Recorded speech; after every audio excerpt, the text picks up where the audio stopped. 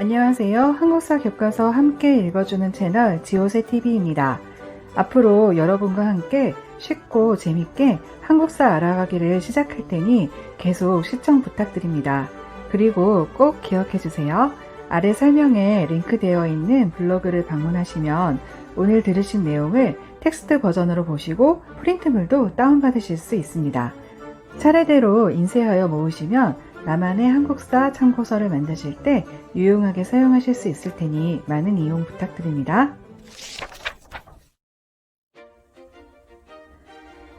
이번 시간은 이름만 들어도 가슴이 뛰는 시대, 고구려로 떠나는 첫 시간입니다. 오늘은 고구려의 건국부터 나라의 기틀을 세워가는 성장 과정을 살펴보면서 국가 체제가 정비되는 모습들을 한번 같이 알아보도록 하겠습니다. 기원전 37년 부여에서 남쪽으로 내려온 고주몽이 졸본을 도읍으로 하여 건국한 고구려는 부여 계통 이주민과 압록강 유역 토착민이 함께 연합했던 오부족 연맹 왕국입니다.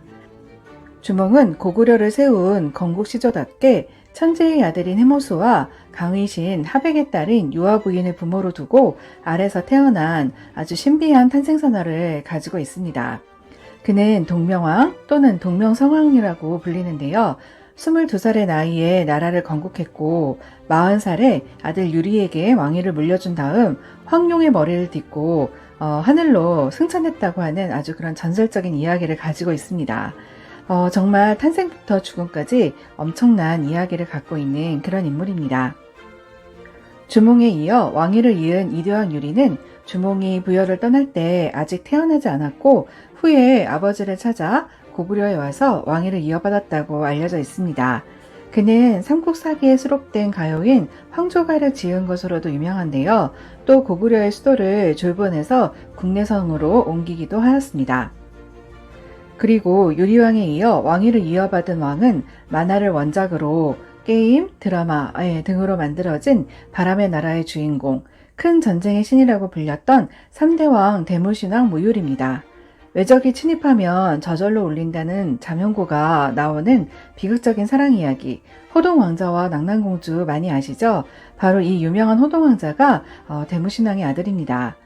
호동왕자는 당시 꽃미남으로 아주 유명했는데요. 대무신왕이 또 특별히 아끼는 아들이었다고 그렇게 전해지지만 결국 억울한 운명 끝에 자결을 명받아서 아주 슬픈 생을 마감하게 됩니다. 보통 태조라는 호칭은 나라를 건국한 왕에게 붙는 경우가 많습니다. 그런데 고구려의 태조왕은 6대왕인데도 태조라고 불립니다. 이는 그가 동해안으로 진출해서 옥저를 정복했고요. 또 요동지방으로 진출을 꾀했고 이런 정복 활동을 통해 왕권을 강화하여서 중앙집권 국가로 성장할 수 있는 기반을 마련했기 때문인 거죠. 또한 왕권 강화를 통해서 게르부 고씨가 왕위를 독점하고 계속 세습하게 되는 것도 바로 이 태조왕 그때부터입니다. 태조왕은 삼국사기에 따르면 94년간 왕으로 있다가 동생한테 왕위를 물려주고 그 뒤에도 19년을 더 살다가 119세에 세상을 떠났다고 합니다. 사실 믿거나 말거나지만 아무튼 오랫동안 왕위를 지켰던 것은 분명합니다. 또한 9대왕인 고국천왕은 부족적 전통의 오부를 동서남북중 이렇게 나누면서 행정부 개념인 오부로 개편합니다. 그리고 왕위를 형제 상속에서 부자 상속으로 바꾸기도 하죠. 또 194년 진대법을 실시해서 봄에 곡식을 빌려준 다음에 가을에 추수하고 그 후에 갖게 해서 가난한 백성들이 빚 때문에 노비가 되는 것을 막았습니다. 이는 정말 현명한 정책이라고 할 수 있는데요. 진대법은 재상이었던 을파소의 건의로 시작되었습니다. 왕의 입장에서도 세금과 노역을 담당하고 있던 일반 백성들이 자꾸 귀족들의 노비가 되어서 귀족들만 그 세력이 커지는 게 좋을 리가 없는 거죠. 사실 을파소는 시골에 묻혀 있었던 촌부였는데요. 농사를 짓고 있었던 그런 촌부였는데 그를 믿은 고국천왕의 과감한 기용으로 고구려는 선진적인 모습을 갖출 수 있었습니다. 경력이 아니라 능력을 믿은 왕, 또 그에 보답해서 최선을 다해 자신의 능력을 펼치면서 보좌했던 신하, 정말 이상적인 죽음과 신하의 모습인 듯합니다. 그래서 이렇게 고구려는 1, 2세기 태조왕과 고국천왕에 의해 중앙집권 국가로 발전하게 됩니다. 하지만 좋을 때가 있으며 위기도 닥치는 법이죠. 11대 동천왕 당시에는 삼국지에 나오는 위, 초, 오 이 세 나라 중에 위나라가 광구검을 앞세워 고구려에 침략하기도 합니다. 동천왕은 선상왕 당시에 제사에 쓸 돼지를 놓쳐버렸는데 글쎄 아무도 못 잡던 그 돼지를 한 여인이 잡았던 거죠. 그 여인의 이야기를 듣고 호기심이 생긴 왕이 그 여인을 찾아갔다가 인연을 맺어 낳은 그런 아이입니다. 그래서 어렸을 때 이름이 교회에서 낳은 돼지아이란 뜻의 교체였다고 합니다. 돼지 덕분에 왕이 되다니 진짜 세계에서도 보기 드문 이야기인 것 같습니다. 중국이 혼란한 틈을 탄 위천왕은 낙난군을 몰아내고 대동강 유역을 확보하면서 남쪽으로 진출하는 발판을 마련합니다. 또한 서쪽으로는 요동지방까지 세력을 확장하면서 발전해 나가는 거죠. 이 미천왕은 사실 광개토 대왕에 비해서 많이 알려져 있지 않지만 그에 못지않은 정복군주이기도 합니다. 그는 미천이라는 왕 이름처럼 한때 정말 미천한 신분으로 살기도 했습니다. 큰아버지였던 동상왕이 동생, 즉 미천왕의 아버지인 돌고를 죽이자 신변의 위협을 느꼈던 어렸던 그는 멀리 도망을 가게 되죠. 그래서 왕족으로 태어났지만 머슴도 살고 이후 소금장소로 살아갑니다. 하지만 결국 폭정을 거듭했던 동상왕이 국상 창조리의 주도 아래 쫓겨나게 되고요. 그래서 미천왕이 왕위를 이어받은 아주 드라마틱한 이야기를 갖고 있는 그런 사람입니다. 그리고 아버지 미천왕에 이어서 왕위를 이어받은 고구원왕은 좋은 군주가 되고자 했지만 끊임없는 외세의 침입, 또 그가 벌인 또 전쟁 이런 걸로 아주 바람잘날 없는 재회기간을 보냅니다. 당시 중국은 5, 16국 시대로 어지러웠던 시기였는데요. 그 중에 하나였던 전현이라는 나라의 침입으로 국내성이 함락되기도 하였습니다. 그러다 끝끝내 당시 최고의 전성기를 구가하고 있던 백제 근초고왕, 이 사람의 공격으로 평양성에서 전사하게 되면서 고구려는 정말 엄청난 위기를 맞이하게 됩니다. 이번 시간은 소수림 왕부터 시작해서 고구려의 최고 전성기인 광개토 태왕과 장수왕의 시대로 떠나보는 시간입니다. 북으로는 요동과 만주벌판, 남으로는 한강을 넘어 충주와 영일만까지 아우르던 광활한 영토의 제국, 고구려의 모습을 알아보도록 하겠습니다. 고국 원왕의 죽음으로 고구려에 큰 위기가 닥친 것은 사실이지만 마냥 헛된 것만은 아니었습니다. 전쟁으로 인해 많은 귀족이 희생되거나 끌려갔는데 여기에 국왕까지 평양성 전투에서 전사하게 되니까 고구려 내에서는 뭔가 혁신적인 체제 개편을 통해서 위기를 극복하자는데 다른 이견이 있을 수가 없었던 거죠. 그래서 아버지 고구 원왕의 갑작스러운 죽음 때문에 어린 나이에 소수림 왕이 그 왕위에 즉위했음에도 불구하고요. 아주 똑소리나게 국왕 중심의 중앙 집권적 통치 체제를 구축하는 그런 개혁 작업을 순조롭게 진행할 수 있었던 거죠. 그는 우선 위태로운 상황을 극복하기 위해서 북중국의 전진과 수교를 하였고 그렇게 해서 외교를 안정시켰고요. 첫 번째, 불교를 수용하여서 여러 민간 신앙들을 불교로 통합하고 왕이 곧 부처 이런 사상을 강조하면서 왕의 권위를 또 높입니다. 또한 태학을 설립해서 인재를 양성하고 세 번째로 율령을 반포해서 중앙집권 국가체제를 더욱 다지게 됩니다. 이렇게 소수림 왕으로 인해 다져진 체제는 이후 광개토 태왕과 장수왕 시대에 펼쳐진 고구려의 전성기를 여는 발판이 됩니다. 대규모 정복 사업을 벌여서 고구려의 힘을 아주 대회에 크게 떨쳤던 광개토 태왕은 우리나라 역사상 가장 위대한 군주 중 한 명입니다. 이름은 담덕. 18세에 즉위한 그는 남으로 백제를 공격해서 한강 이북을 차지했고요. 오만의 군대로 신라를 침입한 왜군을 물리쳤고 가야까지 압박합니다. 당시 신라는 내무랑 시대였는데 광개토 태왕의 도움을 받아 왜를 물리칠 수 있었지만 이것으로 인해 고구려의 영향력이 놓이게 됩니다. 이런 사실을 알 수 있는 유물이 바로 호우면 그릇입니다. 경주 호호총에서 발굴된 유물인데 그릇 밑에 광개토지 효태왕 이렇게 쓰여 있어서 당시 고구려와 신라의 밀접한 관계를 알 수 있습니다. 또한 도망가는 외를 쫓아서 가야 땅까지 들어가게 됐는데요. 이때 큰 피해를 입은 곳이 바로 금강가야였습니다. 그래서 가야의 주도권이 금강가야에서 대가야로 넘어가는 그런 계기가 되기도 합니다. 자, 이제는 북쪽으로 진출합니다. 서북쪽의 후현을 공격하여 요동지방을 완전히 차지하게 되고 거란과 부여 등도 정벌하였습니다. 이로써 고구려는 요동지방과 만주를 차지하게 됩니다. 이런 활동 아래 광개토태왕은 영락이라는 연호를 사용합니다. 연호라는 것은 중국이나 우리나라에서 군주의 치세에 붙이는 칭호인데요. 원래 중국 황제만 사용했던 거죠. 영락은 지금까지 확인된 고구려 연호 중에서 가장 오래된 건데요. 중국에서 사용하고 있는 연호를 광개토태왕도 사용함으로써 바로 나는 너와 같다. 예, 중국과 대등한 입장을 과시한 거죠. 그리고 이는 고구려의 왕권이 당시 아주 강력했다는 그런 뜻이기도 합니다. 아들 장수왕이 아버지의 업적을 기리기 위해서 건립한 광개토 대왕릉비는 높이가 6.39m, 무게가 37톤으로 엄청난 비석입니다. 정말 그 기기가 너무 장엄한데요. 여기에는 총 1775자가 새겨져 있는데 현재는 150여자가 판독이 불가합니다.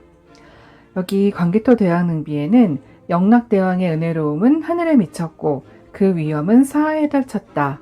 나쁜 무리를 쓸어 없애니 백성이 각기 상업에 힘쓰며 편안하게 살게 되었다.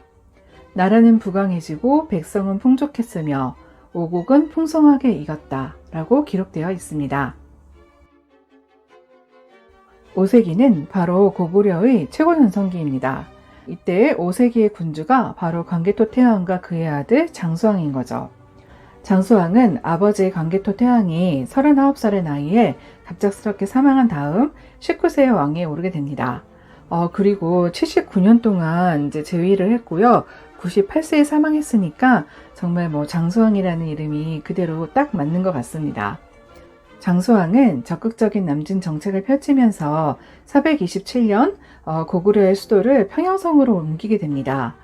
이것은 국내성 귀족 세력을 약화시켜서 왕권을 강화하고자 하는 의도와 함께 바닷길로 적극적으로 나아가려는 생각도 함께 한 거였는데요.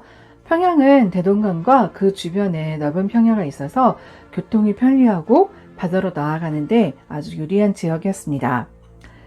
이후 남쪽 진출에 힘쓰면서 백제와 신라를 더욱 압박하게 되자 두 나라는 낮에 동맹을 맺고 대항을 합니다.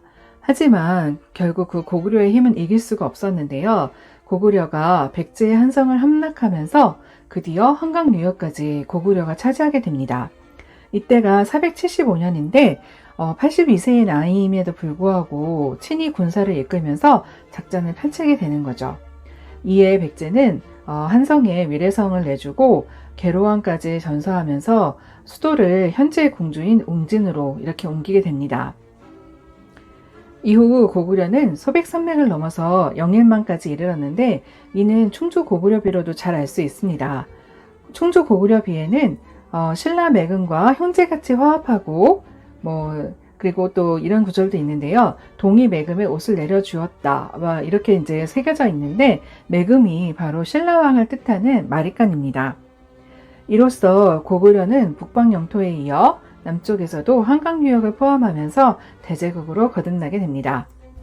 장수왕 당시 고구려는 동북아시아의 정말 절대 강자라고 할 수 있는데요. 당시 중국 남북조는 물론 여러 세력과 다각적으로 외교 관례를 맺으면서 교류를 합니다.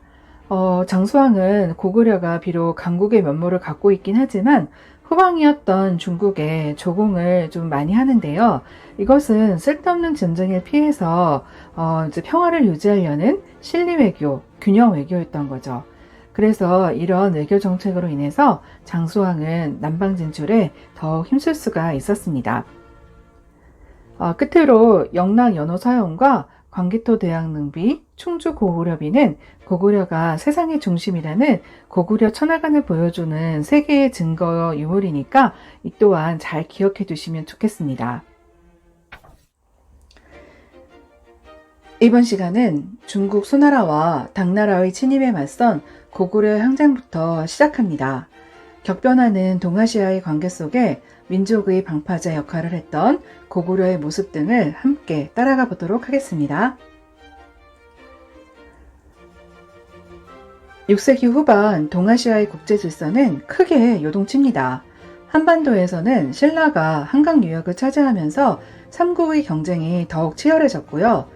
중국에서는 수나라에 이어서 당나라가 통일 제국을 이룩합니다.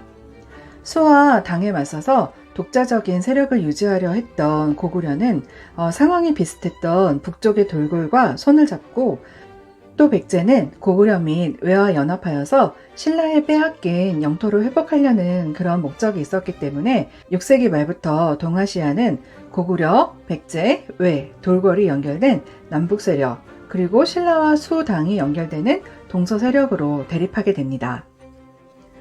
589년 중국을 통일한 수나라는 중국 중심의 사상 아래 고구려에게 너는 나의 신하가 되거라 이렇게 말을 했지만, 당연히 이를 거부한 고구려는 요서 지방을 먼저 공격하기도 합니다. 이에 598년 수 문제는 30만 대군으로 고구려를 공격했지만 홍수와 전염병, 굶주림 등에 시달리면서 별 성과 없이 돌아갑니다.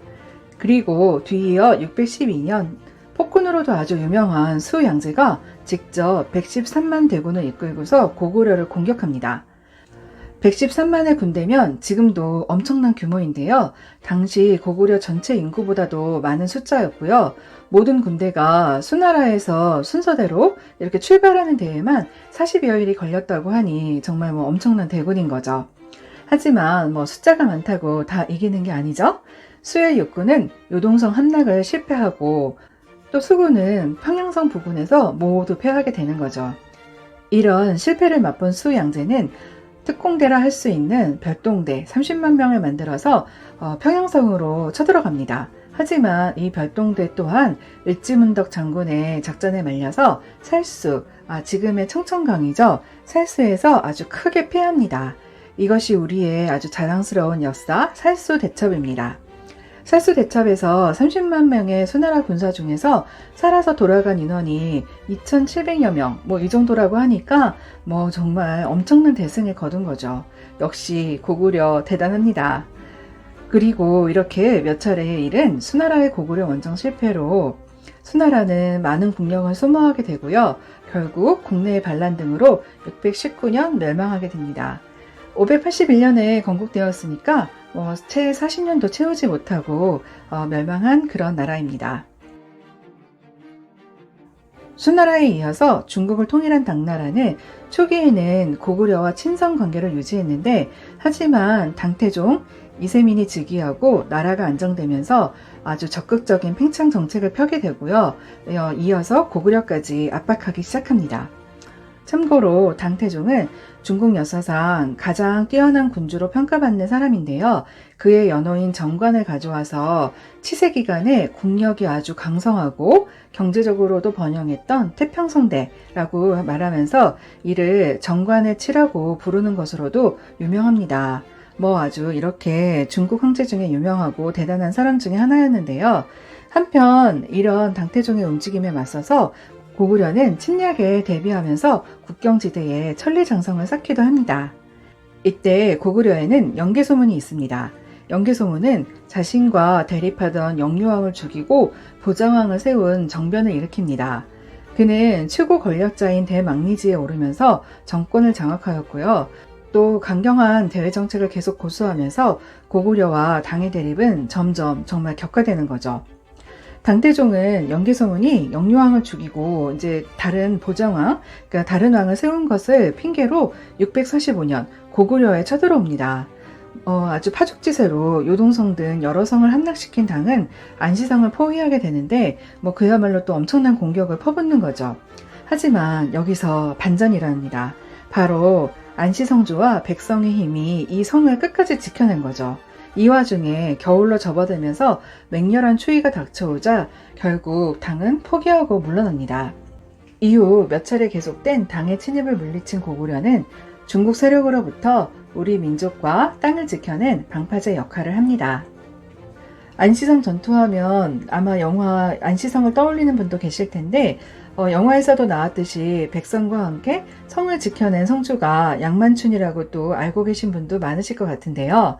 안시성 전투를 이끌었던 안시성 성주는 역사서에 그 이름이 기록되어 있지 않습니다. 그냥 안시성주로만 이렇게 나와 있는데요.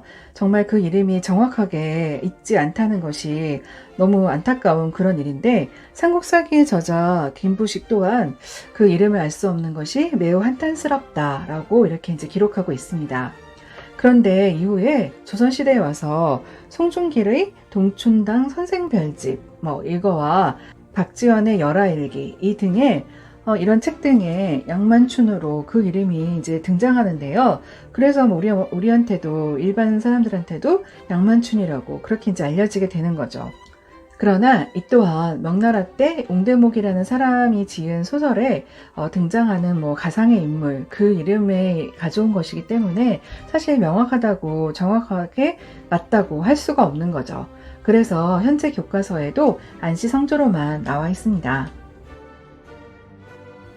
660년 백제가 신라와 당나라의 연합군, 즉 나당연합군에 의해서 사비성이 함락되고 의자왕이 항복하면서 결국 멸망하게 됩니다.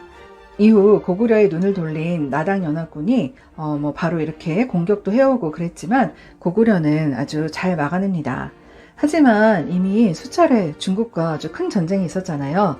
그래서 이제 국력이 좀 약해진 상태였다가 또 영계소문이 죽은 다음에 세 아들 사이에 권력 다툼이 일어납니다. 이런 내분이 큰 원인이 되어서 668년 평양성이 함락되면서 백제에 이어 고구려가 멸망하게 됩니다. 그 후 당은 평양에 안동 도호부를 설치하면서 고구려 땅을 지배하려는 그런 야욕을 아주 보여주는 거죠. 하지만 나라가 멸망한 이후에도 고구려 유민들은 부흥운동을 일으킵니다. 당은 그 저항을 막고자 하였지만 건모잠, 고현무, 안승 등이 한성과 오골성에서 부흥운동을 이끌었는데요. 한때 평양을 되찾는 등 그 기세가 매우 좋았습니다. 하지만 결국 또 지도층 사이에서 내분이 일어나면서 실패로 돌아가고 맙니다. 고구려와 고구려 부흥운동, 그 멸망과 실패의 원인이 결국 다 내분 때문이었던 거죠. 바로 이런 사실들이 우리에게 역사가 주는 교훈 중 하나라고 할 수 있을 것 같습니다. 이번 시간은 철의 나라라 불리는 가야에 대해서 알아보는 시간입니다. 비록 고구려, 백제, 신라와는 달리 중앙집권 국가로 발전하지 못했고 연맹왕국 단계에서 멸망했지만 뛰어난 철기 문화를 소유했던 가야의 모습을 함께 따라가 보도록 하겠습니다.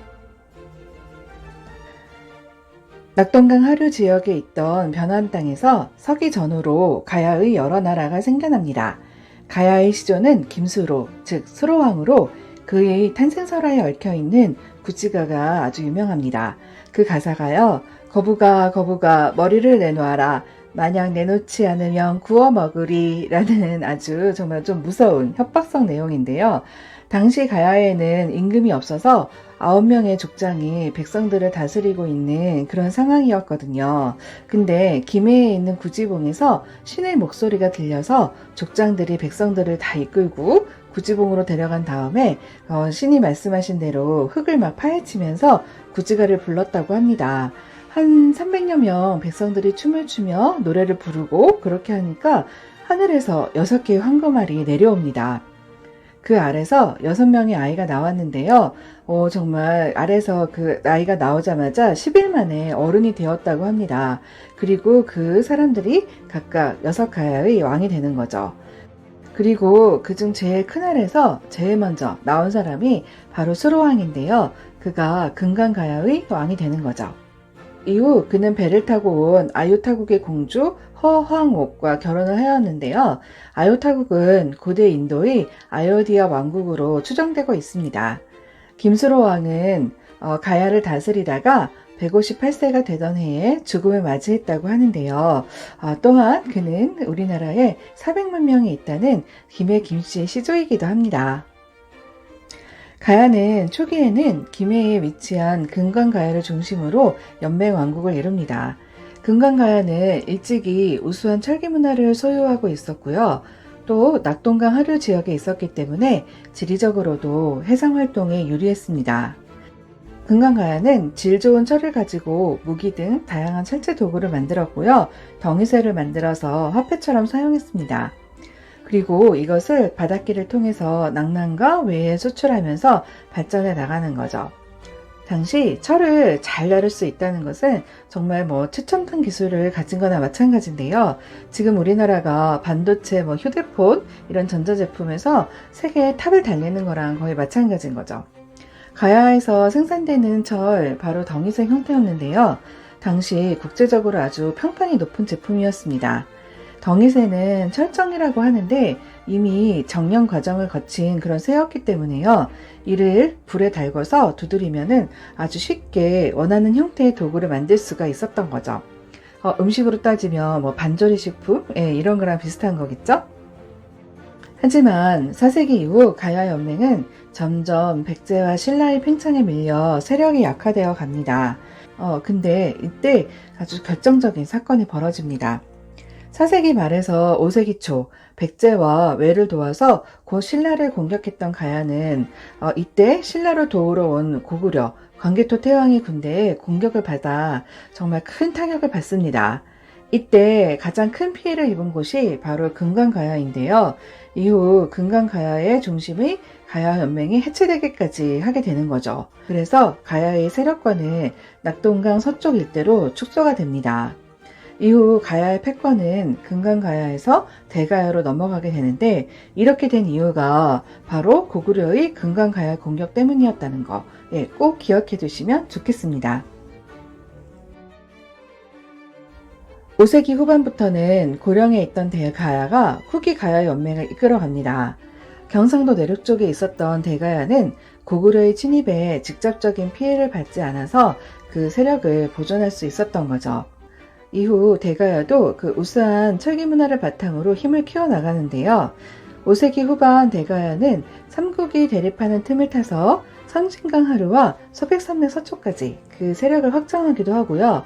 중국 남조와 교류하면서 백제와 함께 고구려의 침입을 받은 신라를 도와주기도 합니다.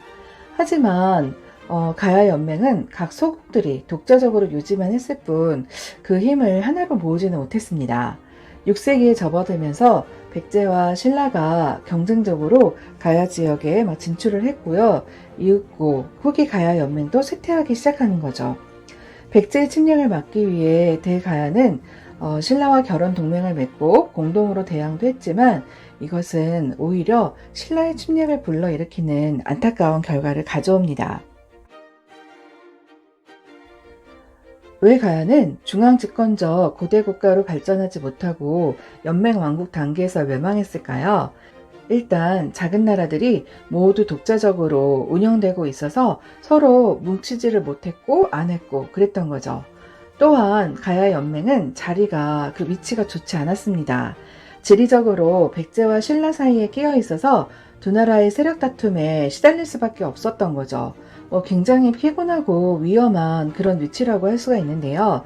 현재 중국, 러시아, 일본 사이에 위치한 우리나라랑 좀 비슷한 그런 상황인 거죠. 후기 가야 연맹은 백제와 신라의 압박과 침략으로 항상 정치 상황이 불안하였고요. 또 갈수록 영토는 점점 줄어듭니다. 그러다가 결국 금강가야는 신라 버풍왕에게, 대가야는 진흥왕에게 멸망하게 되면서 562년 가야 연맹은 완전히 해체됩니다. 이러니까 뭉쳐야 되는 거죠. 만약 6개의 가야 연맹체가 똘똘 뭉쳐서 하나가 됐었더라면 우수한 철기 문화에다가 정말 부유했던 그런 경제력이 있었는데 이것을 바탕으로 신라와 백제를 제압할 수도 있지 않았을까요? 현재 우리나라 상황에서도 아주 잘 새겨보아야 하는 그런 지점이라고 할 수 있습니다. 가야 연맹은 비록 중앙집권 국가로 발전하지 못한 채 그렇게 멸망했지만 우르기 가야금과 가야음악을 신라에 전하는 등 신라 문화 발전에 큰 영향을 주었습니다. 또한 일부 세력은 외에 진출하여서 일본 고대 문화 발전에 이바지하게 됩니다. 우리는 흔히 삼국시대라고 그렇게 이야기하고 있지만 사실 당시 우리나라 역사에 포함되어 있는 나라는 고구려, 백제, 부여와 가야도 있습니다. 부여는 고구려보다 훨씬 더 일찍 건국된 나라로 장수왕의 손자인 문자명왕 시대 494년에 멸망했으니까 그 역사가 정말 긴 나라입니다. 또한 가야도 서기 전후부터 562년까지 있었으니 600여 년의 역사를 가진 그런 나라입니다. 부여와 고구려, 백제, 신라, 가야가 함께 동시대에 존재한 것이 약 한 450여 년 정도 그렇게 되는데요. 그러니까 그 시대를 그냥 삼국시대라고 부르는 것은 옳지 않다는 그런 생각이 듭니다. 삼국시대보다는 뭐 오국시대, 최소한 뭐 가야까지 끼워서 사국시대 또는 동일한 지역에 여러 개의 나라들이 존재한다는 그런 뜻인 열국시대로 부르는 것이 우리 역사에 대한 옳은 명칭이 아닐까요? 이번 시간은 주몽의 아들 온조를 시조로 하여서 한강 유역에 건국한 나라 문화강국 백제에 대해서 알아보는 첫 시간입니다. 짧은 시간에 나라의 체제를 정비하여서 중앙집권 국가로 발전하고 삼국 중에서 가장 먼저 전성기를 맞이했던 백제의 모습을 따라가 보도록 하겠습니다. 고구려의 건국시조 주몽의 아들로 알려져 있는 온조는 주몽이 부여에서 내려온 큰아들 유리에게 왕위를 물려주려고 하자 어머니 소선호, 그다음에 형제인 비류와 함께 남으로 내려와서 새롭게 나라를 건국합니다. 두 형제는 서로 다른 땅을 선택해서 온조는 한강 유역, 비류는 현재 인천 지역인 미추홀에 나라를 세우는데요. 비류의 나라는 오래가지 못하고 그의 사망 후 백제에 흡수되게 됩니다. 백제는 이렇게 북쪽에서 내려온 부여와 고구려 계통의 유이민 그리고 한강 유역에 원래 살고 있었던 토착민들과 연합해서 위례성에 기원전 18년에 건국된 나라입니다. 백제의 첫 수도 위례성은 현재 서울시 송파구의 풍락토성과 몽촌토성 그 일대로 짐작되고 있습니다. 백제가 고구려 계통이라는 증거는 원조 설화에도 나오기도 하지만 백제 왕족의 성이 부여시인 거, 또 서울 석촌동의 백제 구분이 압록강 일대 남아있는 고구려 고분과 비슷한 형태인 돌무지 무덤인 것이 이를 말해주는 그런 증거라고 할 수 있습니다.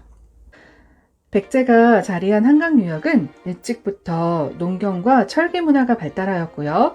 바닷길을 통해서 중국 선진 문물을 받아들이기에 유리했기 때문에 처음에는 마한 지역의 작은 나라에 불과했던 백제는 아주 빠른 속도로 발전할 수 있는 그런 기반을 가질 수 있었습니다. 중국 군현의 압력을 받아서 어려운 점도 있었지만 백제는 꾸준히 성장합니다. 그리고 3세기 중엽이 되자 고유왕 때 이를 물리치면서 나라의 기틀을 튼튼히 하고 중앙집권 국가로 발전하는 거죠. 개혁군주 고이왕은 정복 활동을 벌이면서 그때까지 마한의 중심이었던 목지국을 병합하고 한반도 중부 지역을 차지합니다. 또한 율령을 정비하고 육자평, 현재의 장관 개념인데요. 육자평에 관제를 마련하였고 관리 등급을 16등급으로 나눠서요. 그의 관복 색깔을 그 등급에 따라서 달리하는 등 지배 체제를 정비하면서 중앙집권 국가의 기틀을 마련합니다. 고이왕은 6품 이상은 자줏빛 옷에 은꽃으로 관을 장식하고 11품 이상은 붉은 옷, 16품 이상은 푸른 옷으로 관복을 입도록 정했다고 합니다. 이렇게 고이왕의 관제 정비가 16등급 육자평이라는 거 기억해 주시고요. 또 중앙집권 국가, 고대 국가가 되기 위한 여러 조건들을 정비한 것이 바로 3세기 고이왕이었다는 거 꼭 잊지 마세요. 백제는 4세기 후반 근초고 왕 때 이르러서 삼국 중에서 가장 먼저 전성기를 맞이합니다. 정복 혼주를 할 수 있는 근초고 왕의 시대는 왕권이 강화되고 왕의 부저 상속이 이루어졌고 활발한 정복 활동을 통해서 백제의 영토를 정말 크게 확장합니다. 정말 근초고 왕은 아주 너무 훌륭한 왕이라고 할 수가 있는데요. 남으로는 마한의 남은 세력을 정복해서 남해 바다에 이르렀고 가야를 압박하면서 외로 가는 교통로도 확보합니다. 북으로는 황해도 일대까지 장악하는데요. 이때 평영성을 공격하면서 고구려 고국 원앙을 전사시키는 등 정말 엄청난 그런 힘을 자랑하는 거죠. 이에 왕권과 국력이 더욱 한층 강력해진 백제는 막강한 수군의 힘을 바탕으로 해외에 진출을 하고 중국 요서지방까지 공격합니다. 또 중국의 동진과 일본 큐슈 지방 등과 교류하면서 그 활동 무대를 엄청나게 더욱 넓히게 되는 거죠. 이렇게 다른 나라와 교류가 활발했던 백제는 침략 당시에는 중국 동진에서 불교를 받아들여서 신랑의 통합을 시도하게 되고요. 불교를 국왕의 권위를 더욱 세우고 중앙집권 체제를 뒷받침해주는 그 이념으로 삼게 됩니다. 4세기 후반 전성기의 백제는 해외 진출을 아주 활발하게 하는데요. 중국 역사서 송서에는 백제의 중국 진출에 대한 그런 기록이 있는데요. 중국 동진이 백제의 북방 영토를 되찾기 위해서 화병을 요청하였고, 이에 백제가 군대를 보내고 그 결과로 요서지방을 차지하였다고 합니다. 하지만 백제의 요서 점령은 후영 군대의 반격으로 5개월의 아주 짧은 지배로 끝나고 맙니다. 또한 외는 당시 철기 문화 수준이 낮아서 백제에 크게 의존하는 그런 상태였는데요. 이를 알려주는 대표적인 유물, 바로 칠지도입니다. 이것은 근초고 왕이 외에 하사한 것으로 알려져 있는데 길이 74.9cm의 강철로 된 그런 검입니다. 칠지도는 일본의 국보로 지정이 되어 있고 현재 오사카 근교 나라현의 덴니시 이소노카미 신궁에 보관되어 있습니다. 이 검에는 금으로 61개의 문자가 새겨져 있습니다. 몇몇 글자는 오랜 세월로 인해서 심하게 부식이 되어서 잘 알아볼 수가 없는데요. 일본에서는 이것을 당시 자기네가 우리나라에 식민지를 두었다는 임나 일본 부설의 증거로 내세우기도 하였죠. 하지만 상식적으로 당시 국력과 문화 수준을 보면 이런 주장이 억지스럽다는 것은 정말 역사를 많이 알지 못한다고 하더라도 누구나 다 알 수 있는 그런 사실입니다. 아무튼 칠지도는 당시 백제와 외가 서로 교류하였다는 거, 그 증거였다는 거는 좀 기억을 해주시고요. 지금은 마모된 글자들도 한일 양국의 학자들이 어느 정도 서로 동의한 글자로 해석을 하고 있습니다. 그중 일부는 다음과 같습니다. 선대로부터 이와 같은 칼은 없었으며 백제의 왕세자 기생성음이 외왕 지를 위해 일부러 만들었으니 후세의 전을 보여라. 이번 시간은 백제의 중후반기, 나라에 닥친 위기, 또 그에 따른 수도의 이전, 그리고 다시 한번 부흥을 이끌었던 무령왕과 성왕에 대해서 알아보는 시간입니다. 큰 위기를 겪으면서 많이 국력이 약해졌지만 다시 한번 나라를 중흥시키고자 노력했던 백제의 모습을 따라가 보도록 하겠습니다. 5세기 백제는 전성기를 맞이한 고구려 장수왕의 남진정책과 공격으로 큰 위기를 맞이합니다. 백제에 의한 고국 원왕의 전사를 결코 잊지 않았던 고구려가 계속 백제를 위협하고요. 이에 백제는 신라와 433년, 이때 신라는 눌지와 백제는 비유왕이었는데 이 둘이 낮에 동맹을 맺어 그에 대비하게 됩니다. 5세기 후반에 계로왕이 왕이 되는데 그 당시 백제 왕권은 아주 강한 편이었는데요. 그는 이것을 바탕으로 고구려를 공격하고 한편으로는 중국 북위에 사신을 보내서 함께 고구려를 공격할 것을 제안합니다. 하지만 북위가 당시 굉장히 셌던 그런 고구려를 괜히 건드릴 이유는 없었고, 그래서 북위는 거절을 했는데 이것이 고구려에 알려지면서 고구려는 본격적인 백제 정벌을 계획합니다. 장수왕은 이에 승려 도림을 첩자로 보내는데요.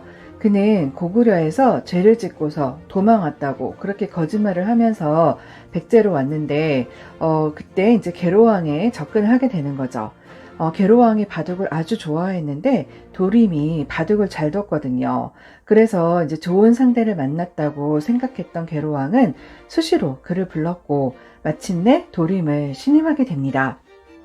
이윽고 도림은 계로왕에게 백제의 성곽과 궁, 왕실 무덤이 아주 낡고 초라하다고 그렇게 말하면서 수리를 하면 어떻겠냐 뭐 이렇게 권했고요.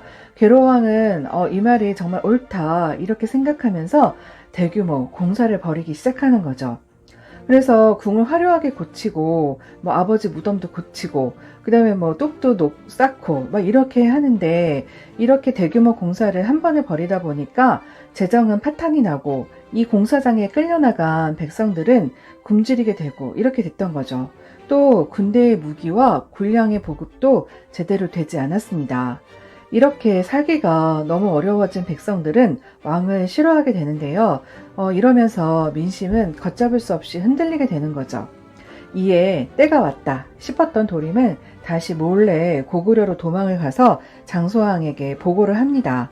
이제 백제를 공격할 때가 왔다고 그렇게 이제 얘기를 하는 거죠. 그래서 장수왕은 자신이 직접 3만 군대를 이끌고 백제를 공격합니다. 고구려의 공격 소식을 들은 계로왕은 태자를 불러서 신라에 가서 원군을 데려오라고 하면서 보냈는데, 태자가 1만 원군을 다시 데리고 왔을 때는 이미 계로왕은 고구려군에 의해서 끌려가 죽임을 당한 후였습니다. 이에 태자에서 왕이 된 문주왕은 한성을 잃었으니 475년 현재 공주인 웅진으로 수도를 옮기게 되는데요. 백제는 전쟁에 패하면서 500년 수도 한성과 한강 유역을 잃게 되고 국력, 왕권 모두 크게 약화됩니다. 이렇게 왕권이 약화되면서 이후 백제왕은 연이어 피살되는 등 정치적 혼란을 거듭하게 되는데, 이때 동성왕이 신라 왕실과 혼인 관계를 맺어서 고구려에 대항을 하려고 했고, 또 신진 세력을 등용해서 왕권 강화를 시도했지만 불행히도 동성왕 또한 피살되고 맙니다. 이렇게 혼란한 백제가 다시 한번 부흥의 기운을 맞이하게 되는데, 그 주인공이 바로 6세기 무령왕입니다. 무령왕은 키가 팔척에 눈매가 그림 같고 용모가 아름다웠다고, 그리고 성품은 인자하고 관대하였다고 그렇게 기록되어 있습니다. 그는 귀족 세력을 적극 견제하여서 왕권을 완성시켰고요. 지방 행정구역이었던 담노에다가 왕족을 파견해서 지방 세력 통제를 강화합니다. 또한 중국 남조의 양나라와 국교를 맺어서요, 문화 교류에도 힘쓰고 고구려에 대해서는 아주 적극적인 공세를 합니다. 이러한 그의 노력으로 백제는 조금씩 국력을 회복해 나갈 수 있었습니다. 무령왕은 우리에게 충남 공주 송산리 고분군에 있는 무령왕릉으로 아주 유명한데요. 1971년에 무령왕릉 발견은 그야말로 우리나라 고고학계의 일대 사건이자 경사였습니다. 어느 날 새벽 송산리 고분 6호분에 공사를 진행하던 현장 소장이 괴상하게 생긴 짐승이 갑자기 자신한테 달려드는 꿈을 꾸고서 깜짝 놀라서 깼다고 하는데요. 그리고 그날 현장 인부의 삽에 벽돌이 부딪히면서 무려 1400년 동안 잠자고 있었던 무령왕릉이 세상에 이제 드디어 모습을 드러낸 거죠. 아마 소장에게 달려든 짐승이 무령왕릉에서 왕과 왕비와 함께 이렇게 잠자고 있었던, 그들을 지키고 있었던 돌로 만들어진 진묘수가 아니었을까요? 무령왕릉에서는 무덤의 주인을 알려주는 받침돌, 지석이라고 하는데, 그 받침돌과 무덤을 지키는 상상의 동물 진묘수, 중국 동전 오수전, 금으로 만든 장식품, 중국식 청동거울, 도자기, 이런 엄청 다양한 유물이 발견되었는데요. 무령왕릉은 벽돌을 쌓아 만든 벽돌 무덤 양식으로, 이것은 우리나라식이 아니라 중국 남조의 영향을 받은 것입니다. 또한 부부의 시신을 안장한 그런 관이 이것을 만든 나무가 일본에서 자라는 소나무, 금송으로 만들어진 것을 보아서 당시 백제가 중국, 일본과 아주 활발하게 교류했다는 것을 알 수 있는 거죠. 이렇게 무령왕릉에서 발굴된 귀중한 유물들은 현재 국립중앙박물관과 국립공주박물관에서 관람하실 수 있으니 꼭 한번 직접 감상해 보세요. 자, 무령왕의 아들로 왕위를 이어받은 성왕은 본격적인 백제의 중흥에 기반을 마련합니다. 삼국사기에 따르면 성왕은 지혜와 식견이 뛰어났으며 이를 잘 결단하였다. 이렇게 적고 있는데요. 그는 비좁은 땅인 웅진에서 현재 부여인 사위로 수도를 다시 옮깁니다. 이것만 봐도 아주 결단력이 뛰어난 것 같은데요. 사위는 금강유역의 넓은 평야지대에 있어서 경제적으로 유리한 면이 많았고 또 바닷길을 통해서 해외로 나가기에도 편리한 그런 곳이었습니다.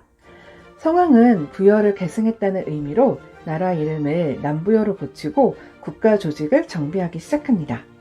중앙에 22부의 칠무관청을 두었고요.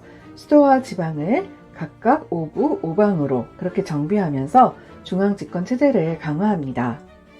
또한 신라에 사신을 보내서 친선을 다지고 중국 남조와 또 활발하게 교류를 합니다. 그리고 불교를 장려했던 성왕은 외와도 우호 관계를 계속 이어나가면서 놀이사치계를 보내서 불교와 불상을 전해주면서 불교를 일본에다가 전해주기도 하는 거죠. 당시 신라는 진흥왕의 시대였는데요. 성왕은 신라 진흥왕과 친선을 맺고서 한강 유역을 되찾기 위해서 힘을 합하고 고구려를 공격합니다. 그래서 마침내 고구려를 몰아내고 한때 한강 하류 지역을 회복합니다. 하지만 2년 만에 동맹을 깨버린 신라 진흥왕의 배신으로 공격을 받고 그마저 빼앗기고 마는 거죠. 이에 성왕은 신라의 복수를 결심하고 국토를 다시 회복하고자 공격에 나섭니다. 이때 신라 관산성, 지금 현재 충북 옥천인데요. 여기를 공격하고 있었던 왕자 창이 고전하고 있다는 소식에 친히 군대를 이끌고 나섰지만 직접 전장에 온다는 그런 소식을 들은 신라의 매복군대에 잡혀서 정말 안타까운 비극적인 죽음을 맞이하게 됩니다. 이렇게 백제의 부흥을 꿈꾸었던 성왕의 죽음 이후 나제 동맹은 완전히 깨지게 되고 이후 백제와 고구려가 힘을 합해서 신라를 공격하는 그런 양상으로 변하게 됩니다. 이번 시간은 백제의 말기, 무왕과 의자왕의 시대, 그리고 백제의 멸망에 대해 알아보는 시간입니다. 당나라와의 연합으로 이루게 된 신라의 상북 통일 과정에서 안타깝게 쓰러져간 백제의 운명을 함께 살펴보도록 하겠습니다. 제위 당시 10여 차례 이상 군대를 일으켜서 신라를 침공하면서 일생을 신라에게 빼앗긴 백제 땅을 찾기 위해서 노력했던 무왕은 서동요의 주인공, 또 선화공주의 남편으로 널리 알려져 있습니다. 무왕의 아버지는 법왕 또는 위덕왕이라고 기록되어 있고요. 삼국사기에 따르면 무왕은 풍채가 뛰어나고 뜻과 기상이 호방하고 걸출하다 그렇게 기록되어 있습니다. 여기 너무나 유명한 이야기 서동설화가 있습니다. 삼국유사에 기록된 이야기인데요. 무왕은 과부였던 그의 어머니가 집 앞 연못에 살던 그런 용과 더불어서 낳은 아이라고 그렇게 이제 기록되어 있는데 용은 뭐 거짓말일 테니까 아마 왕족을 상징하지 않나 그렇게 생각됩니다. 무왕은 어렸을 때 말을 캐면서 생계를 유지했는데 그래서 마서자를 사용해서 한문으로는 서동이라고 그렇게 이제 표기가 된 거죠. 그는 신라 진평왕, 선동여왕의 아버지인데요. 진평왕의 셋째 딸 선화공주가 너무 최고의 미녀다 이런 소문을 듣고서 경주로 가서 선화공주가 밤마다 남들 몰래 어떻게 한다 이런 노래를 지어가지고 아이들한테 말을 공짜로 나눠주면서 이렇게 가서 부르라고 그렇게 한 거죠. 이 노래의 가사가 선화공주님은 남 그지 얼어두고 맞둥벙울 밤에 뭘 안고 가다 이런 내용인데요. 이렇게 노래를 지어서 부르라고 했는데 그런데 이 노래를 엄청 잘 졌나 봅니다. 부르기 쉽고 중독성이 강해서 서러벌 안에 삽시간에 퍼지게 된 거죠. 그래서 이런 추한 소문이 진평의 귀까지 들어가게 되고요. 선화공주가 마침내 궁궐에서 쫓겨나서 귀향을 가게 되자 선홍이 그 앞에 짠 나타나고 선화도 믿음직한 그에게 마음을 주었다고 합니다. 역시 사람은 잘생기고 봐야 하나요? 그렇게 서동은 선화를 데리고 백제로 왔고요. 자기가 말을 캐던 곳에서 아주 흔하게 있었던 황금을 엄청나게 캐가지고 선화공주의 아버지 진평왕에게 보냈고 그런 다음 이렇게 저렇게 인심을 얻어서 백제왕이 되었다는 그런 스토리입니다. 그리고 선화공주의 부탁으로 익산에 거대한 사찰인 미륵사 를 지었다고 그렇게 기록되어 있습니다. 이 서동설화는 우리나라 고대사의 로맨스라고 불리면서 전혀 의심받지 않는 그런 이야기였는데요. 하지만 무왕 때 그렇게 신라와 크고 작은 전쟁이 계속돼서 갈등이 아주 심했는데 과연 선화공주가 진짜 왕비였을까라는 그런 주장도 있고요. 또 결정적으로 지난 익산 미륵사지 석탑의 해체 작업 당시에 석탑 안에서 그 석탑을 만들게 된 그런 과정을 적은 금판이 발견되었는데요. 거기에 무왕의 왕비는 자평 사택적덕의 딸이며 그녀가 발언하여서 석탑을 세웠다. 이렇게 기록이 되어 있었던 거죠. 이 기록에 의하면 서동과 선화공주 이야기는 정말 그냥 후대에 꾸며낸 설화에 불과한 건데요. 그래서 서동은 무왕이 아니라 공식적으로 신라와 국혼을 했던 동성왕일 것이다. 이런 이야기도 있습니다. 그러나 또 금판에 집과 탑을 세 군데 세웠다. 이렇게 이제 나와 있는 걸 보면은 그중 하나는 선화공주 이야기가 있었을 수도 있는 거죠. 옛날 왕들의 왕비가 한 명뿐은 아니었으니 충분히 있을 수 있는 그런 이야기인 거죠. 아무튼 이렇게 서동과 선화공주 이야기는 지금도 백제 최대의 미스테리로 남아 있습니다. 고구려가 당의 침략을 막아내는 동안 백제 의자왕은 신라를 공격해서 대하성을 비롯한 40여 개의 성을 빼앗습니다. 의자왕은 무왕의 첫째 아들로 이름이 부여의자였는데 망한 나라의 왕이었기 때문에 왕이 죽은 뒤에 받게 되는 이름인 시호를 받지 못해서 원래 이름을 그대로 사용해서 의자왕이라고 그렇게 부르고 있습니다. 삼국사기에 따르면 부모에게 효도하고 형제에게 우애가 있어서 사람들이 해동증자라고 일컬었다 라고 이렇게 되어 있는데, 참고로 증자는 공자의 제자 가운데 한 사람인데 아주 극진한 효도를 한 것으로 유명합니다. 의자왕의 공격으로 국가적 위기를 맞은 신라는 김춘추가 고구려에 가서 도움을 요청하지만 끝내 거절을 당합니다. 이에 고립된 것과 마찬가지인 신라는 다시 김춘추가 당으로 갑니다. 그래서 당태종에게 군사동맹을 제의하는 거죠. 마침 고구려 정복을 실패했던 당태종은 다시 고구려를 공격할 기회만 보고 있었으니까 당연히 신라의 제의를 받아들입니다. 나당 연합군이 백제 공격을 준비할 때 백제는 지배층이 분열되고 정치 상황이 아주 혼란했습니다.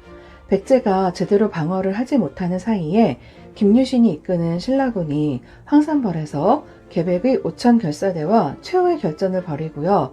아내와 아이들까지 모두 자신의 손으로 죽이고 전장에 나섰던 계백은 끝내 패하고 마는 거죠. 그리고 당의 군대 또한 사비성에 이르러서 백제를 압박하고 의자왕이 이에 나와 항복하면서 660년 백제가 멸망하게 됩니다.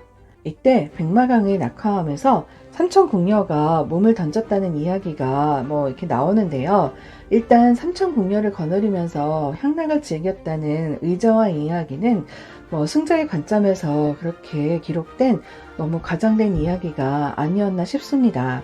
낙화라는 것은 궁녀들이 몸을 던질 때 마치 꽃이 떨어지는 것 같았다라는 그런 의미에서 낙화라고 그렇게 부르게 되었는데요.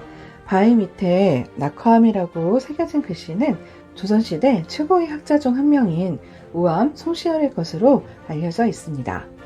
또한 당나라 장수 소정방이 백마강에서 말을 미끼 삼아 백마강을 지키던 용을 잡았다는 이야기도 유명합니다. 그 장소는 현재 조령대입니다. 이렇게 백제가 멸망하면서 의자왕과 태자를 비롯한 많은 왕족들은 당에 끌려갔고, 당은 사비성에 군대를 주둔시키면서 웅진 도독부를 설치하고 백제 땅을 지배하려는 그런 야욕을 보입니다. 백제가 멸망한 이후 백제 부흥운동은 바로 아주 거세게 일어납니다. 복신과 도침, 흑치상지 등은 주류성과 임종성에서 군사를 일으키고 백제 부흥운동을 이끄는데요. 이 세 사람은 복도가 까매졌다, 이런 식으로 외우시면 쉬울 것 같습니다. 이들은 외에 지원군을 요청하고 사비와 웅진을 제외한 200여 개의 성을 되찾기도 합니다. 하지만 역시 지도층의 내분으로 세력이 약화되었고 백제와 외의 연합군이 백강 전투에서 나당 연합군에 크게 패하면서 결국 백제 부흥운동은 실패하게 됩니다. 663년 8월에 있었던 백강 전투는 당시 동아시아의 국제전이라고 할 수 있을 정도로 아주 큰 해전이었는데 현재 금강하구인 백강에서 벌어졌습니다. 백강 전투는 4번의 전투에서 모두 나당 연합군이 이기면서 외국의 배 400척을 불살라서 연기와 불꽃이 하늘로 오르고 바닷물도 붉은 빛을 띠었다라고 삼국사기에 그렇게 기록되어 있습니다.